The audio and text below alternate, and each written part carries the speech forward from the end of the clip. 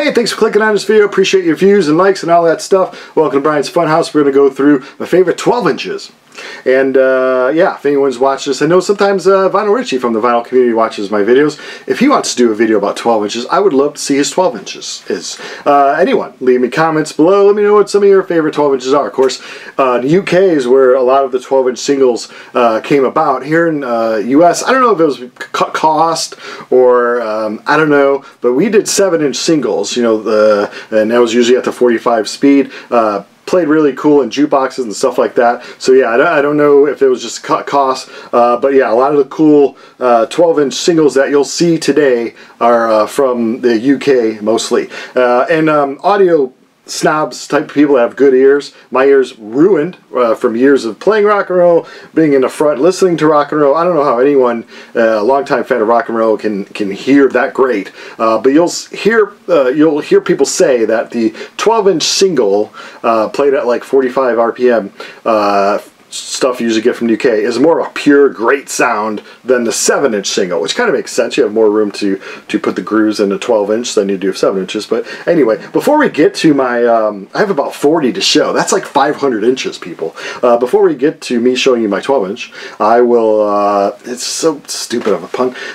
I will show you. I went to the flea market. I'm jet lagged like crazy. I'm going to do a video about my international travels where I went to a few album stores around the world.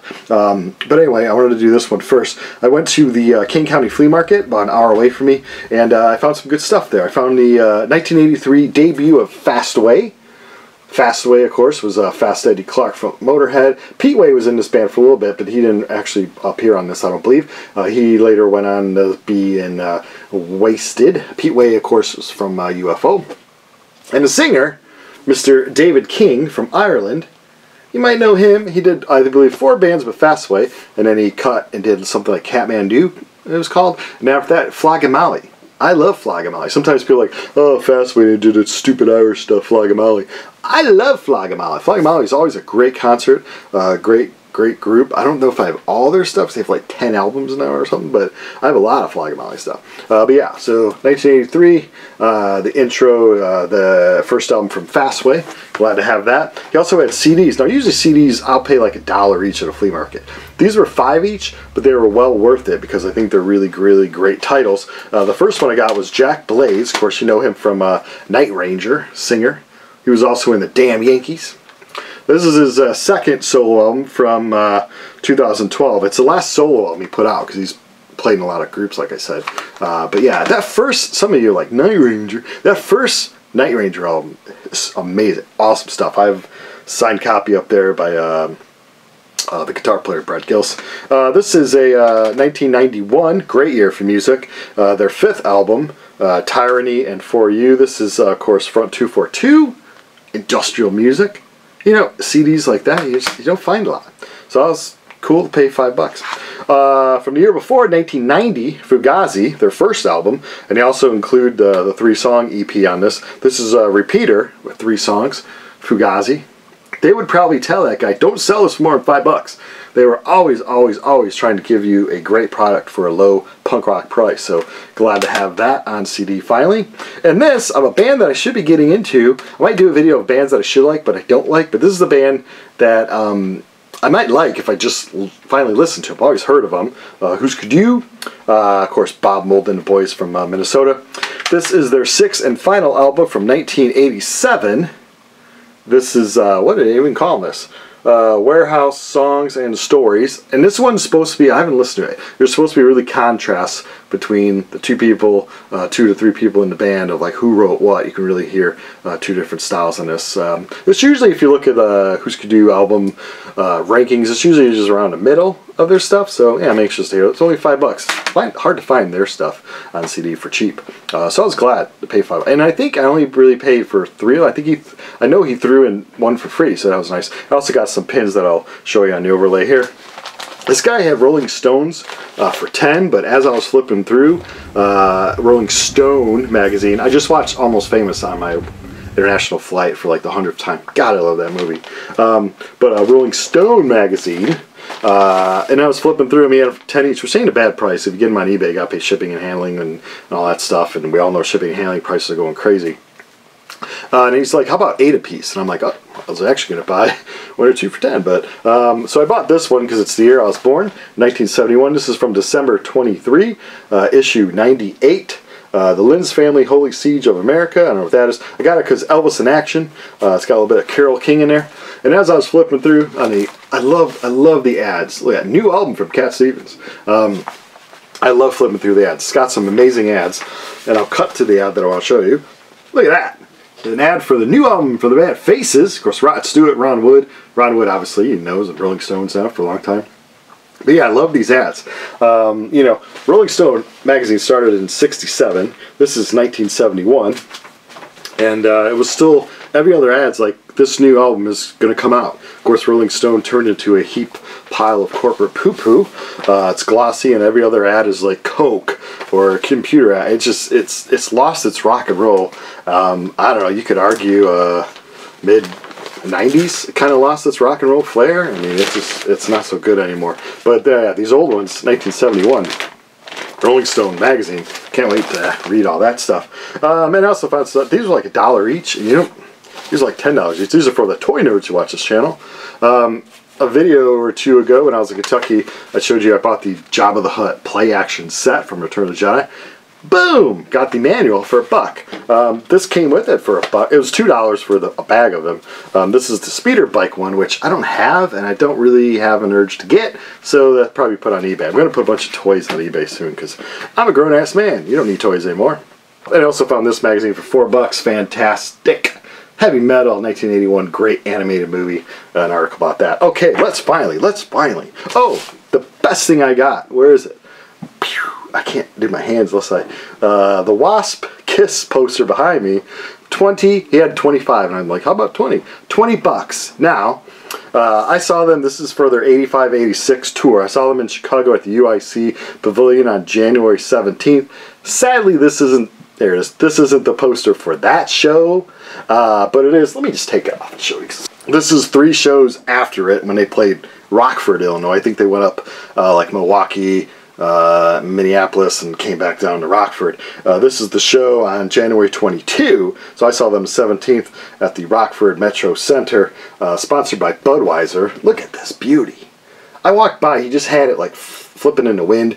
He had like a lot of antiques in his stand and stuff like that. Always great to be at the flea market because you never know what you're going to find.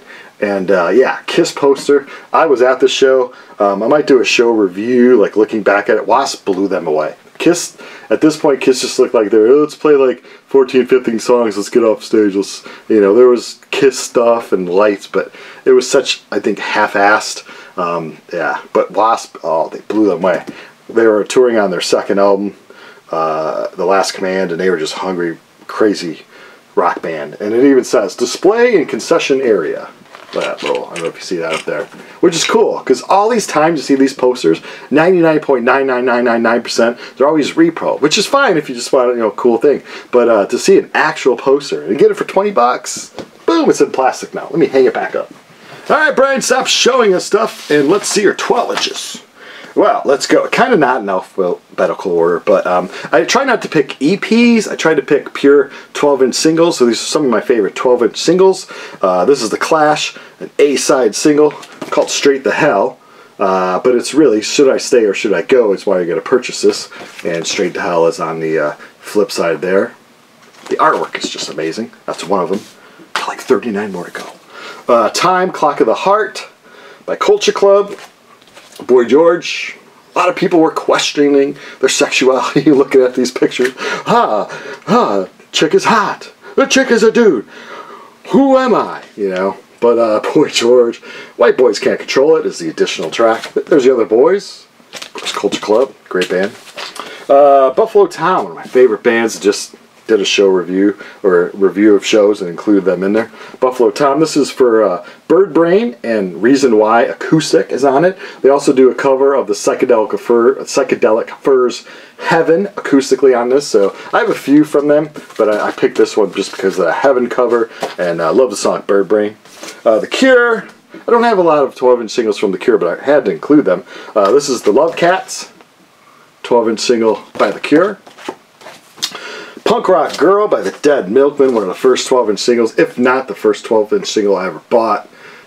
Side B has Ringo, Buys a Rifle, and Life is Shit. Great songs from their classic album, 1988, 1989 circa.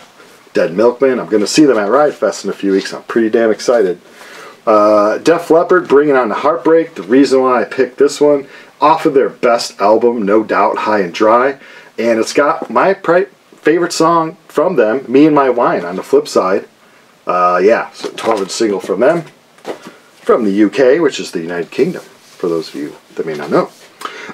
My favorite band, and fortunately, their 7-inch singles had great artwork and all that stuff. I haven't found any of their 12-inch singles that have like great artwork, but I mean, it's just a crazy, crazy, fantastic song.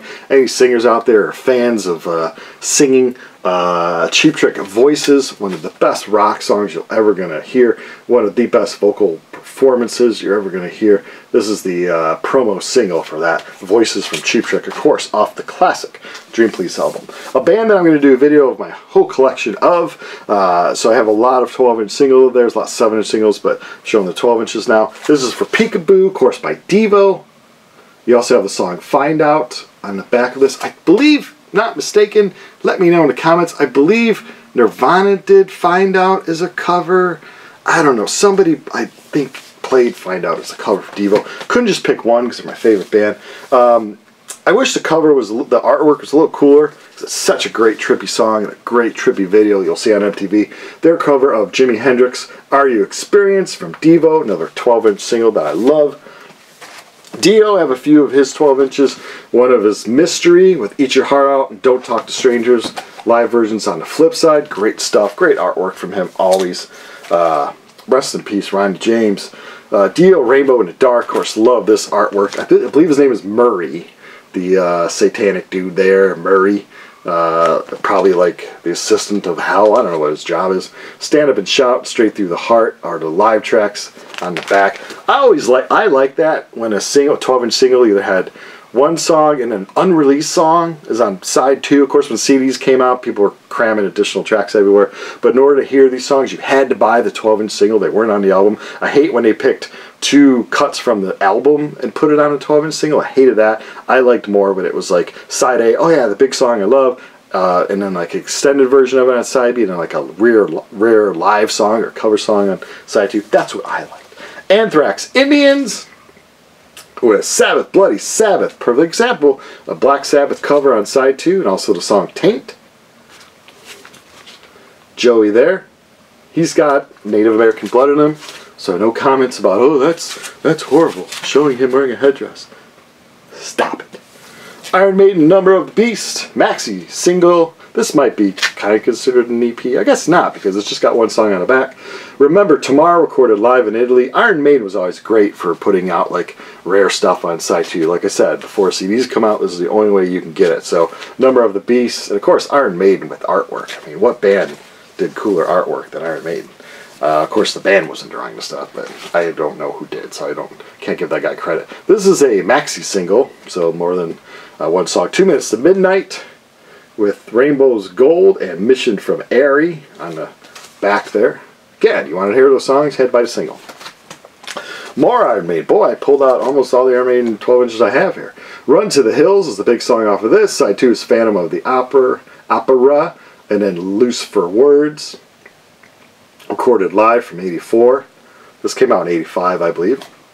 Run to the Hills 12-inch single. Berlin, one of my favorite like 80s bands. Huge crush on Terry Nunn. Every time I talk about the band, I always talk about Terry Nunn and how much I loved her. I don't know. But musically, of course, I love them. Berlin, No More Words, with a Dancing in Berlin dance remix on the other side. Did I mention that Terry Nunn's on the cover? Jane's Addiction, Stop, and 3 Days. Man, oh man. Both of them on one 12-inch single. Oh man, what a bargain. It also has I Would For You, a weird version of it after Stop and in 3 Days. 3 Days, I've always said, is the alternative rock version of Stairway to Heaven. You know, you had Stairway to Heaven in the 70s. Oh, also, forgot to mention, now I'm talking about Zeppelin, Rolling Stone magazine, notorious for not liking Led Zeppelin whatsoever. a review in here for Led Zeppelin 4. And they're like, it's okay. Yeah, it's okay. It's Led Zeppelin 4, you idiots. Whatever. I love it. So what was I saying? Yeah, Jane's Addiction.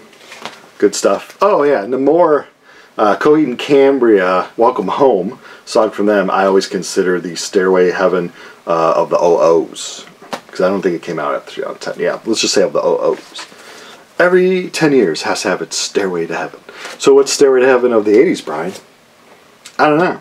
I'll think about that one. Classic Girl. It's got Casey, his ex-wife, girlfriend, whatever. Peripherals. Got Classic Girl. No One's Leaving and Ain't No Right. Both live versions. Again, perfect example. Put some live songs on the other side. Give people bang for their buck. One of my favorite bands. One of the most underrated bands of all time. Sadly, you know, you get sick of people saying that. This band was never appreciated. I don't know. But it's so true. Jellyfish, The King is Half Undressed. Boom. Side 2 is Calling Sarah and The Man I Used to Be. Unfortunately, I think this is an example where they just threw 3 album tracks on here, but I'll give them a pass because they're freaking Jellyfish. Great band from San Francisco. One of my favorite bands that people just may classify as a one-hit wonder band because right here, right now, but Jesus Jones picked this one out. The Devil You Know. I was taking the actual albums out so I could flip it and show you the thing, but yeah, great stuff. The Devil You Know. It's got a song called Phoenix on it. One of the best. This is probably my most recent 12-inch acquisition, purchase, whatever. Killing Joke 80s. Love Killing Joke. Totally getting into Killing Joke now. I know. I'm way past the train of getting into Killing Joke, but I am. 1984, the 80s, got the lyrics. That's a great thing to do here. Put the lyrics on back. Love that. Band that doesn't get in the respect that they need, I think, in a rock and roll world. Fortunately, for a lot of people, they'll classify them as like hair metal, and they write them off. They don't listen to the whole catalog. Such a great band. I've seen them live, and just amazing show. Mean Streak by Y&T. On the other side, it's Straight Through the Heart and Dirty Girl. This is Mean Streak. What a great... Look at that artwork. You're going to do a 12-inch single, you better have some freaking cool artwork. Speaking about artwork, you'll notice that the S's aren't the same as what we're used to seeing. This came out in Germany, so there's a good reason why they're not going to write the S's like lightning bolts. This is a long version 45 of I Was Made for Loving You. Are you kidding me? Look at this. It's beautiful. And Hard Times...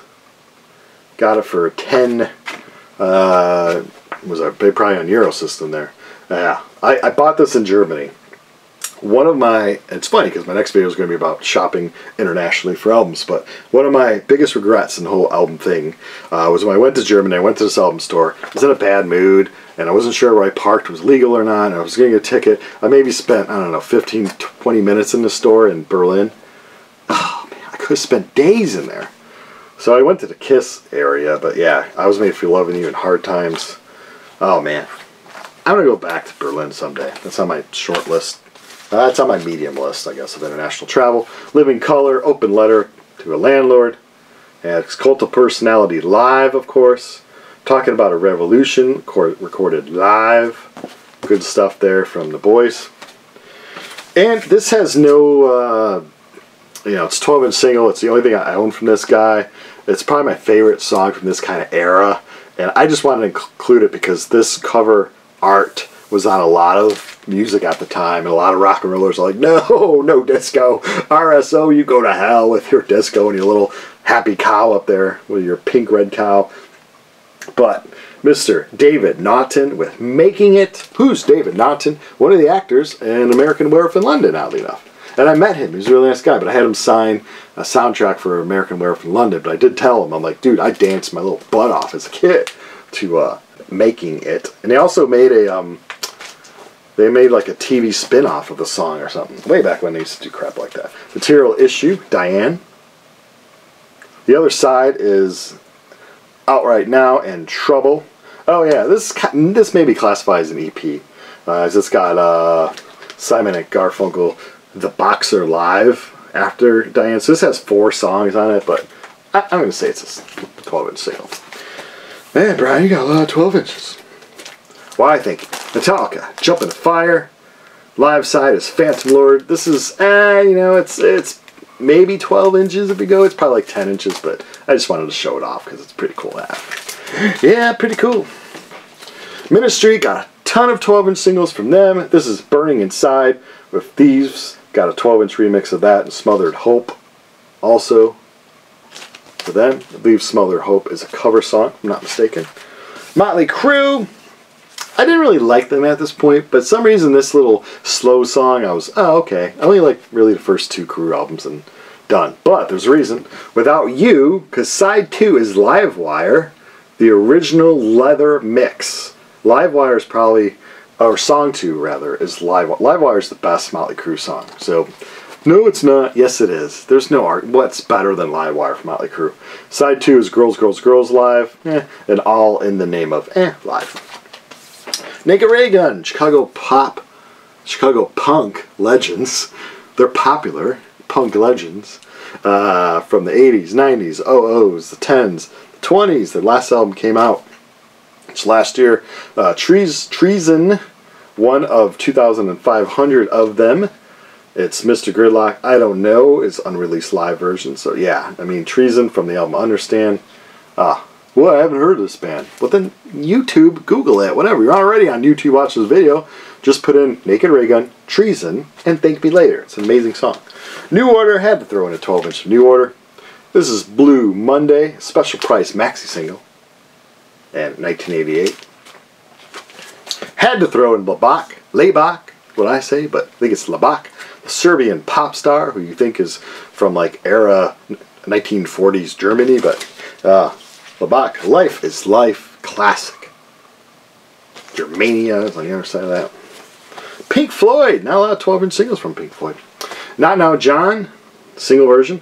The Heroes Return, and Not Now John, the album version, is on the other side of that. Good old Pink Floyd 12-inch. Police had a lot of 12 inches. Wrapped Around Finger, with 3 other songs on it. I love that was such a simple, so 80s, but so simple. Yellow, Blue, Red. Queen, Kind of Magic, not a great song, but I picked it pretty much because of the artwork from the movie Highlander. But yeah, that's good from Queen, right? Rush, love Rush, obviously. Big Money, Territories, and Red Sector A Live on the flip side there. Also had a little cool hype sticker. Rush, New World Man, with Vital Signs recorded live, and Free Will, a live version of that from Exit Stage Left. Great stuff.